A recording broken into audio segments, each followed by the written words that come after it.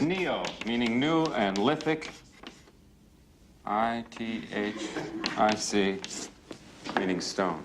All right, let's get back to this site. Turkneen Barrow near Hazleton. Contains a central passage and 3 chambers, or cysts.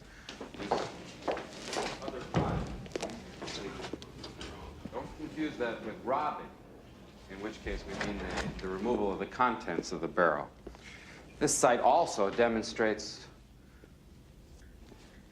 one of the great dangers of archaeology, not to life and limb, although that does sometimes take place. No, I'm talking about folklore. In this case, local tradition held that there was a golden coffin buried at the site. And this accounts for the holes dug all over the barrow and the generally poor condition of the find. However, chamber 3 was undisturbed, and the undisturbed chamber and the grave goods that were found in another, in the area give us a reason to date this find as we have. Any questions, then? No, okay, that's it for the day, then. Don't forget, Michelson, chapters 4 and 5 for next time. And I will be in my office on Thursday, but not Wednesday.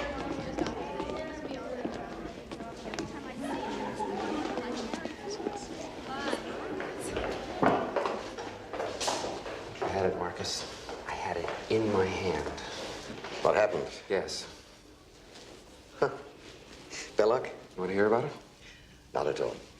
I'm sure everything you do for the museum conforms to the International Treaty for the Protection of Antiquities. It's beautiful, Marcus. I can get it. I got it all figured out. There's no one place you can sell it, Marrakesh. I need $2,000. Listen to me, old boy. I brought some people to see you. Look, I got these pieces. They're good pieces, Marcus. Look. Indiana.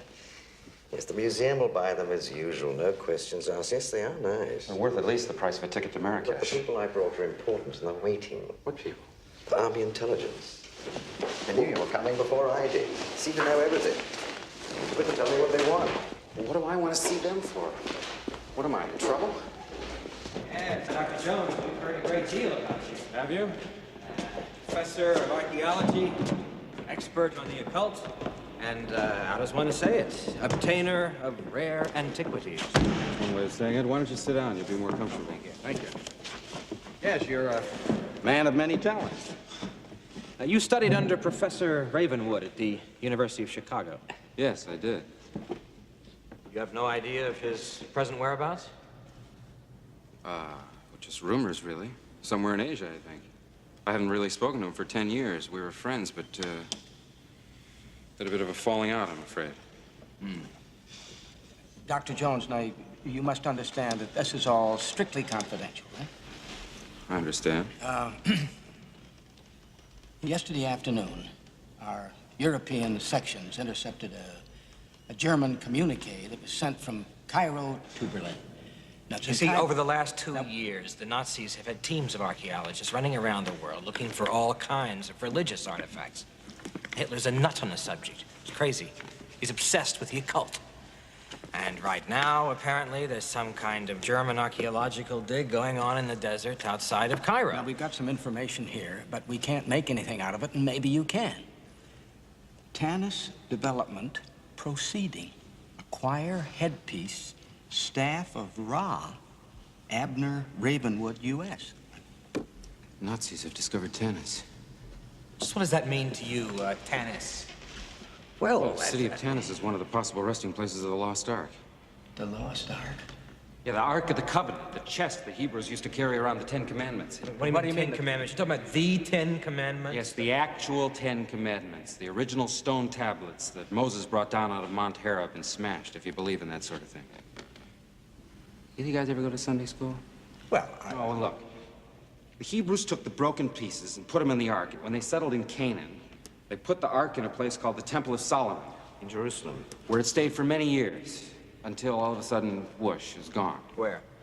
Well, nobody knows where or when. However, an Egyptian pharaoh... Shishak. Yes, invaded the city of Jerusalem around about 980 BC, and he may have taken the Ark back to the city of Tanis and hidden it in a secret chamber called the Well of Souls. Secret chamber. However, about a year after the pharaoh had returned to Egypt, the city of Tanis was consumed by the desert in a sandstorm which lasted a whole year. wiped clean by the wrath of God. Obviously, we've come to the right men. Now, you seem to know all about this, Tanis. No, not really. Ravenwood is the real expert. Abner did the first serious work on Tanis. He collected some of its relics. It was his obsession, really. But he never found the city. Frankly, we're somewhat suspicious of Mr. Ravenwood, American being mentioned so prominently in a secret Nazi cable. Oh, rubbish. Ravenwood's no Nazi. Well, what did the Nazis want him for, then? Well, obviously, the Nazis are looking for the headpiece to the staff of Ra, and they think Abner's got it. What exactly is a headpiece to the staff of Ra? Well, the staff is just a stick. I don't know, about this big. Nobody really knows for sure how high. And it's capped with an elaborate headpiece in the shape of the sun, with a crystal in the center. And what you did was you take the staff to a special room in Tanis, a map room with a miniature of the city all laid out on the floor. And if you put the staff in a certain place at a certain time of day, the sun shone through here and made a beam that came down on the floor here and gave you the exact location of the Well of the Souls.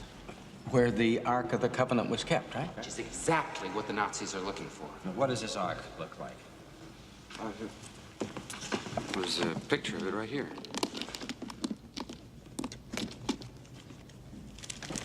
That's it.